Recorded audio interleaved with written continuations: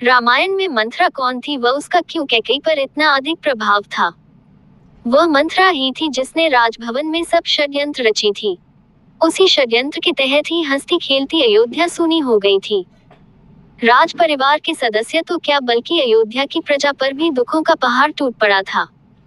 एक तरह से मंथरा कैकेयी की प्रिय दासी थी, लेकिन उसी ने ही कैकेयी का जीवन बर्बाद कर दिया था। मंथरा ने कैकेयी को सदियों सदियों तक बुराई का प्रतीक बना दिया था। दरअसल इसकी कहानी मंथरा के पूर्व जन्म से जुड़ी हुई है, जिसके तहत कैकेयी के पिता को श्राप मिला था। अब ये प्रश्न उठता है कि मंथरा पूर्व जन्म में कौन थी? मंथरा को आखिर कौन नहीं जानता? रामायण की कथा में रानी कैकेयी के बाद सबसे बदनाम महिला मंथरा को ही माना जाता है। मंथरा के कारण ही भगवान राम को 14 वर्षों का वनवास मिला था। वह अयोध्या का राज परिवार हमेशा के लिए उजड़ गया था। हालांकि मंथरा का रामायण में होना भी जरूरी था, क्योंकि वह ना होती तो श्री राम को वनवास ना मिलता। श्री राम को वनवास ना मिलता तो ना माता सीता का हरण होता और ना ही रावण वध होता। ऐसे में भगवान विष्णु का श्री राम रूपी अवतार लेना निरर्थक हो जाता। इसलिए यह ईश्वर की ही माया थी कि रामायण जैसी पवित्र कहानी में मंथरा जैसी कुटिल स्त्री को भी एक पात्र बनाया गया। मंथरा पहले एक सुंदर महिला थी जो रानी कैकेयी के देश कैकेय में रहती थी। सुंदर होने के साथ साथ मंथरा को एक बीमारी थी, जिसके फलस्वरूप उसे प्यास बहुत ज्यादा लगती थी। वह पसीना भी बहुत मात्रा में आता था। एक दिन मंथरा ने प्यास लगने पर कुछ शरबत जैसा ऐसा पेय पदार्थ पी लिया, जिससे वह मरणासन की स्थिति में जा पहुंची। कई दिनों तक उसका उपचार चला व अंत में वह बच गई, किंतु उसके शरीर के कई अंग खराब हो चुके थे। उस पेय पदार्थ के कारण मंथरा की रीढ़ की हड्डी, दोनों कंधे व गर्दन झुक गए थे। रीढ़ की हड्डी के खराब होने से ही वह झुककर चलने लगी थी। इस कारण लोग उसे कुबड़ मंथरा कहकर चिढ़ाते थे। मंथरा लालची स्वभाव वाली थी। वह हमेशा दूसरों पर अपना प्रभाव जमाने और धन संपत्ति का सुख भोगने वाली स्त्री थी। उसे विलासिता में रहना और दूसरों पर हुक्म चलाना पसंद था। जब से उसकी रीढ़ की हड्डी खराब हुई तो उसे लोगों की उपेक्षा सहनी पड़ी। इस कारण उसका स्वभाव चिड़चिड़ा हो गया था। इसके बाद वह किसी से सीधे मुंह बात नहीं करती थी या गुस्से में रहती थी। अब जब मंथरा कुबड़ हो चुकी थी तो उसके साथ किसी ने विवाह भी नहीं किया। ऐसे में मंथरा जीवन भर अविवाहित ही रही थी। उसे रानी कैकेयी के ही साथ रहना पसंद था। ऐसे में उसने जीवन भर रानी कैकेयी की ही सेवा करने का निर्णय लिया और उनके प्रभाव में रहकर सुख भोगने का। जब रानी कैकेयी छोटी थी तभी से मंथरा ने उन्हें अपनी बेटी के समान पाला था। चूंकि मंथरा एक गंधर्व कन्या थी, इसलिए रानी कैकेयी का वह बहुत ध्यान रखती थी। कैकेयी के पालन पोषण में मंथरा का भी बहुत बड़ा योगदान था। जब अयोध्या के राजा दशरथ ने रानी कैकेयी से विवाह रचाया तो वह मंथरा को भी अपने साथ अयोध्या ले आई। चूंकि कैकेयी के मायके से केवल मंथरा ही उनके साथ आई थी, इसलिए वह उनकी सबसे प्रिय दासी थी। अयोध्या में उन्हें कई अन्य दासियां भी मिली, लेकिन मंथरा उनकी सबसे प्रमुख दासी, मुख्य सलाहकार व अंगरक्षिका थी। अयोध्या के राज परिवार व कैकेयी के जीवन में मंथरा का सीधा हस्तक्षेप होता था। राजा दशरथ की 3 रानियां थीं, जिसमें रानी कैकेयी दूसरे नंबर पर आती थी। सबसे बड़ी रानी कौशल्या थी व सबसे छोटी सुमित्रा, किंतु राजा दशरथ को रानी कैकेयी सबसे प्रिय थी। रानी कैकेयी तीनों रानियों में सबसे सुंदर तो थी ही, साथ में युद्ध कला में भी निपुण थी।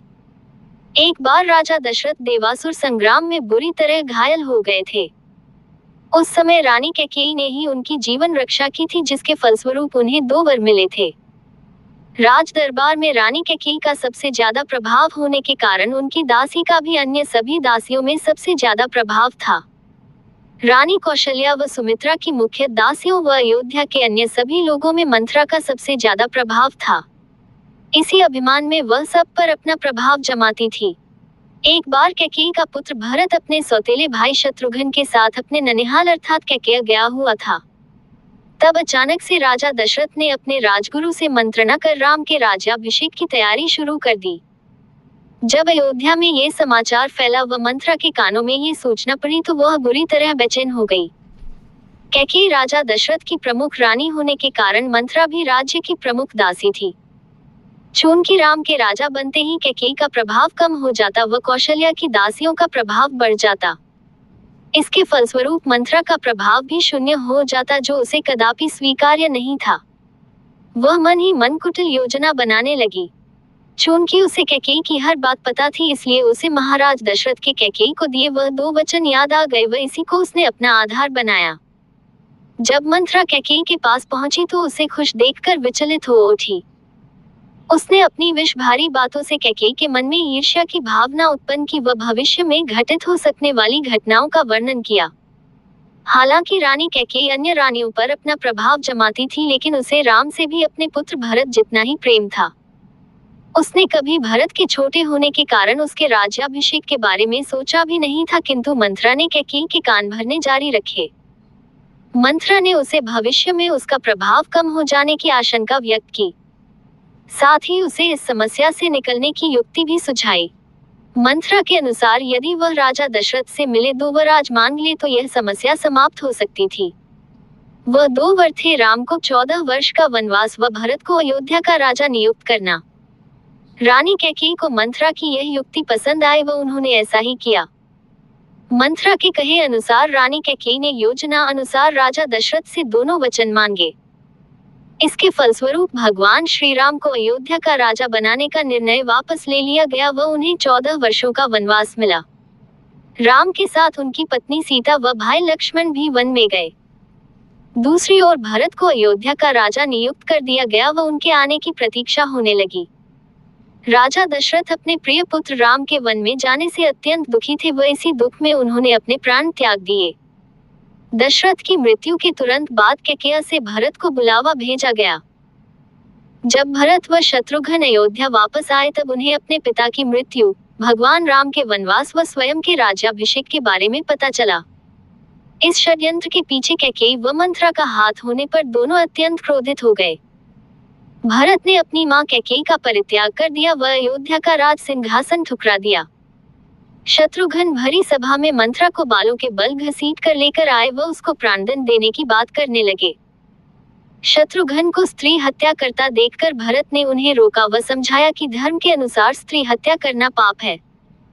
साथ ही उन्हें अपने भाई राम के क्रोध का भी डर था कि कहीं उनके द्वारा स्त्री हत्या किए जाने से भगवान श्री राम स्वयं उनका त्याग ना कर दे। इसलिए मंथरा को 14 वर्ष तक एक कलकोठरी में बंद रखा गया। रानी कैकेयी के द्वारा मंथरा का त्याग करने व भरत के द्वारा उन्हें इतना कठोर दंड देने के बाद मंथरा पश्चाताप की अग्नि में जलने लगी। उसे अब अपने किए पर ग्लानि अनुभव हुई व वह 14 वर्षों तक एक अंधेरी काल कोठरी में अपने दिन व्यतीत करती रही।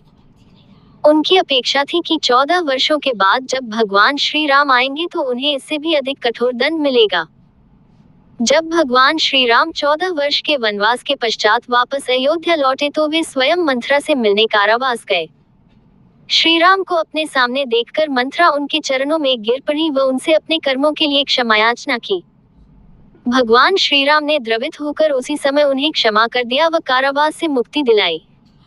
मंथरा की मृत्यु सामान्य रूप से ही हुई थी। इसके बारे में रामायण में तो उल्लेख नहीं मिलता है, लेकिन वह बूढ़ी होकर सामान्य मौत मरी थी। जिस प्रकार अयोध्या की तीनों रानियां व अन्य लोग बूढ़े होकर मौत की गोद में समा गए थे, ठीक उसी तरह मंथरा की भी मृत्यु हुई होगी। एक कथा के अनुसार मंथरा अपने पिछले जन्म में एक हिरण थी जो कैकेयी देश में रहती थी। एक दिन कैकेयी देश के राजकुमार शिकार पर निकले थे, तब उन्होंने एक नर हिरण का शिकार किया। उसकी पत्नी मादा हिरण ने जब ये देखा तब वह अपनी माँ के पास गई व विलाप करने लगी। उसकी माँ राजकुमार के पास गई व उसने उससे कहा कि जो कार्य तुमने किया है वह अच्छा नहीं है। किसी मादा स्त्री के सुहाग को उजाड़ना तुम्हें शोभा नहीं देता। इसलिए मैं तुम्हें श्राप देती हूँ कि एक दिन मैं तुम्हारे दामाद की मृत्यु व बेटी के दुख का कारण बनूंगी। अगले जन्म में उसी हिरण ने मंथरा का रूप लिया था व राजा दशरथ की मृत्यु का कारण बनी थी। कुछ मान्यताओं के अनुसार मंथरा को माता लक्ष्मी का विपरीत रूप अलक्ष्मी भी कहा जाता है, जिसे स्वयं देवताओं ने ही पृथ्वी पर भेजा था। दरअसल जब भगवान श्री राम के राज्याभिषेक की तैयारी हो रही थी तब सभी देवतागण चिंता में पड़ गए थे। चिंता ये थी कि यदि भगवान श्री राम को वनवास ही नहीं मिला तो रावण का अंत कैसे हो पाएगा। ऐसे समय में ही मंथरा ने कैकेयी की बुद्धि को भ्रष्ट किया, जिसके फलस्वरूप राम को 14 वर्षों का कठोर वनवास मिला था।